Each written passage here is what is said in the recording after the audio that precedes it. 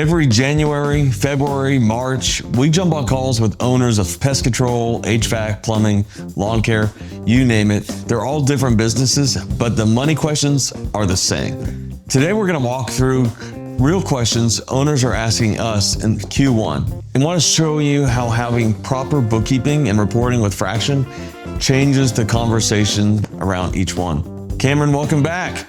PB, thanks for having me. Always love chatting with you. Oh, well, thanks, man. Before we get into the list, what's the big pattern that you see or it's behind most of these questions? Ultimately, it boils down to uncertainty on the owner's part, right? It's what do these numbers mean? Are these numbers accurate that I'm looking at? Where did the money go?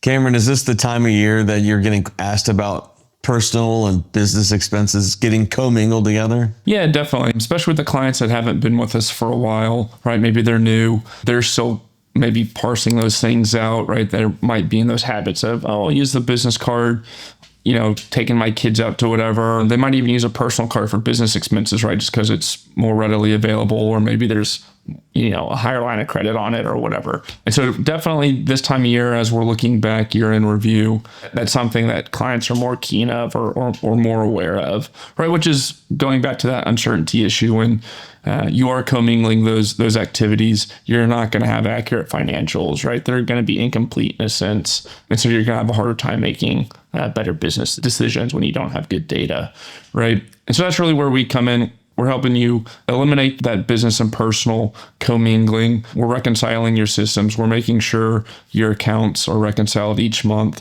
So we're trying to help you have better financial data to make business decisions off of. I think another thing that's been really helpful for clients with this year in review is providing them those KPIs that we've talked about a lot, having that one sheet of paper or one page of a PDF, all right there. You can see how you trended from your target, how you trended from the prior period, right?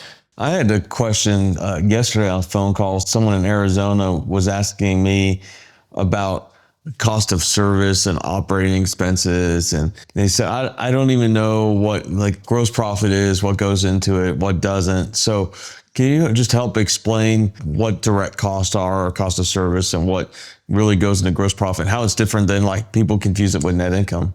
Yeah, the way we look at cost of sales or gross profit, right, is revenue minus cost of services or cost of sales, COGS. There's a lot of names for it, direct costs. But revenue minus those costs gives you gross profit. And so whenever we talk about cost of services, we're talking about primarily three groups. We have our direct labor, so the technician compensation. You have your vehicle expenses, which obviously gets technicians from job to job. And then you have the materials and supplies, chemicals you're using on the jobs. That's definitely, I feel like a question new clients will have. They'll be like, well, I've always kind of thought about these costs not being as part of gross profit or cost of services. Or maybe, hey, these costs I've always included up. I guess a realigning of expectations and perspectives and kind of some education there on what we deem as the correct way to view cost of services or operating expenses, right? That's definitely an educational point for a lot of newer clients. Another big one is people will think about, well, I'm paying a vehicle loan down, or I'm paying down this line of credit or a shareholder loan or whatever it might be, right? Some sort of debt that you're paying down, and they'll think about that monthly payment as an expense, but it's not actually hitting the P&L, right? So it's not impacting your gross profit margin, your EBITDA margin, net income, whatever it might be, right? That's just a reduction of the liability on the balance sheet. So that could be another point of confusion, or questions will arise around that for a lot of clients. I know before getting on a FRAXN, most people manage their business and think about profitability either by it feels like I'm making money, or their bank account. Hey, I can look over time. There continues to be money in my account, fortunately more money in my account. How does FRAXN bring structure and clarity to each of those scenarios? Great question for sure, Patrick. I feel like a lot of clients do manage their business just looking at the bank balance right at the end of the month. Did it go up? Did it go down? Did I have a good month? Did I have a bad month? Right. But that's a big part of what we're doing by preparing your financial statements, the P&L, the balance sheet, statement of cash flows, providing cash flow analyses, right? You're still going to see that change in cash, but you're going to have a better understanding of, well, what led to that change in cash, right? You might have had a really good month in terms of revenue build, efficient with costs, right? Profitability might have been really high in a month, but if you don't turn around and then collect on the AR, cash flow could look worse just because you didn't actually collect on your AR, right? So cash might have gone down or not up by as much as you thought it would based on looking at your P&L. But if you're only looking at your cash balance at the end of each month, you're not going to get the full picture, right? Definitely something why we do what we do and have that 3-statement approach and what we present, because you do need the full picture as a business owner. But once again, going back to our KPIs, if that's all, kind of information overload, and that's not something, you really want to work with or digest, right? We're there to help you walk through it, but you also get that KPI dashboard, which is just that one pager that has some of those cash metrics, that has some of the P&L metrics, balance sheet metrics that really give you the full story. It's similar to what you said earlier about something like paying down a vehicle. Years ago, I was thinking about, okay, where's the $600 we used to pay down this truck on my P&L?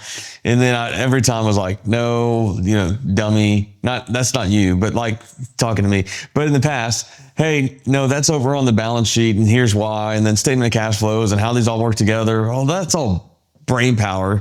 I really would rather spend that brain power and energy on focusing on growing my business or training my people, something productive for my business.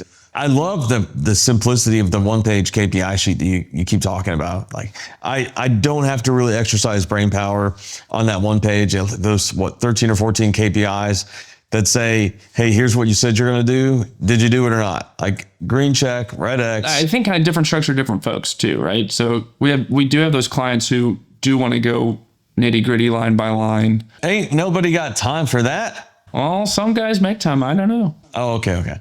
But yeah, to your point, it's definitely more common that folks are like, I need my KPI sheet. And that's really all I want to know. When I think about going back to like intermingling business and personal expenses, and they have all, a lot of their stuff from the family, and now they're trying to look at, like a P&L, or how do we clean up that, what's called a mess? The big thing is making sure you have, I guess the proper account structure, right? So a lot of clients, it's, well, I just never got a business credit card because I started out with no credit. So I just was using a personal card. And then, 4 years later, it's like, well, I'm still just using a personal card. It's like, okay, well, at this point, your business has credit. So you need to talk to your banker and just get a business account, right? So making sure, first and foremost, you have the account structure to where you can segregate things. But then once you do, it's like, it's a simple conversation. Hey, let's just be disciplined and make sure you're using the correct card at the correct times. But then on the bookkeeping side, no one's perfect. You might be out and you're like, oh crap, I forgot my wallet. I'm going to Apple Pay and all I have is... Cameron, just use me as an example. Okay. I've been guilty 3 times. I've accidentally charged, my personal Starbucks on our ramp card. What about the inverse? Like, what if I'm running to Best Buy and buy a computer on my personal credit card? If I'm a FRAXN client, like, what do I do with that? Yeah, so I think kind of similar. It's a matter of letting us know so we can make sure, right, you can get reimbursed, and then we know how to classify that reimbursement, right? So just making up numbers, you spend $500 at Best Buy on your personal card, but it's for business purposes, right? Assuming you want to get yourself reimbursed, or maybe you have an advance account, or there's some sort of mechanism already in place on the balance sheet, right? We can make sure that is getting updated in terms of you getting $500 back. And then on the P&L, we'll make sure that $500 gets, classified as office supplies or equipment or something like that. But once again, it's just a matter of letting us know. I think twice this week I saw coming through email owners that had given their business a loan, 5 figures, I think in both cases. What do they do with that information? Like, hey, I think one was $13,000. Like, I loaned the business $13,000. Like, how is that handled? Whenever we see, in this case, an owner transfer $13,000 into the business, right, we obviously see that deposit hit the bank. So if there's no context around it, we'll ask the owner like, hey, we saw 13 grand hit the bank. That's, kind of unusual in one transaction. Like, what's the nature of this? He's like, oh, I loaned the business some money. I'm going to pay it back in, 2 months or whatever, right? Once again, it's just letting us know, okay, this is a loan. We can set it up on the balance sheet as something owed back to the owner. Or maybe they say, hey, it's not a loan. I just want, just a cash infusion, giving the business 13 grand. Cool. We can hit the contribution account on the balance sheet. The other thing you're talking about is maybe not, but another client had mentioned, hey, I had previously loaned the business 40 grand. I'm paying 10 grand of that back today. Just wanted to give you a heads up. Great. So now when we see that $10,000, outflow from the bank, we know we need to hit the loan on the balance sheet for it and reduce the loan. That's a lot easier than me touching QuickBooks and probably messing something up. I think that was always my fear. Like, I was going to do it wrong. Can't fix it. Just easier to just say like, hey, this is what I did. Now, accountant, help me out. If these questions sound like yours in the last few months, you're not alone. Most owners never get past them because the numbers are too messy for them to trust in their eyes. If you want FRAXN to handle the bookkeeping and build the kind of reporting that actually gives you clean answers, hit the link in the description below and we'll walk you through what FRAXN will do for your business.